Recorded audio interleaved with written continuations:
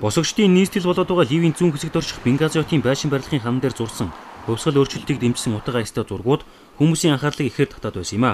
Энэ бол мэрэгжлийн чадваргалаад хошин шогийн мэдрэмжээр бусдаас ялгарч чаддаг зураач KSL Хилалигийн бүтээл юм а. Харамсалтай нь тэрээр бусдын гарт амиа алджээ.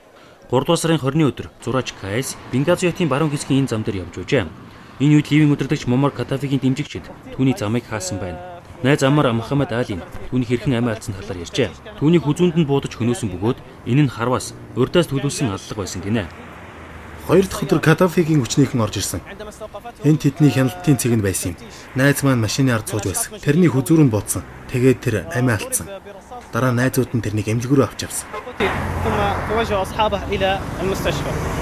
31 настай амир өргсөн KS орлого багтаа гэр бүлийнхээ гол хижээгч нь байсан байна. Түүний ээж нь хүүгийнхээ урлагийн авиасыг багаас нь дэмждэг байжээ. KS өөрийн орлогодоо нэмэрлэхийн тулд шок хошин зураг зардаг байсан.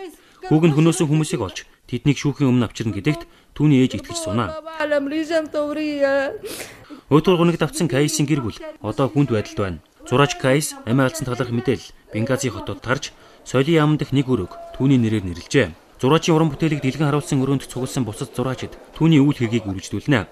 Удирдагч Муаммар Каддафиг илэглэж зурхаа зогсоохыг анхааруулж амь насанд нь занал хийсний дараа KS сүүлийн зураг зурчээ.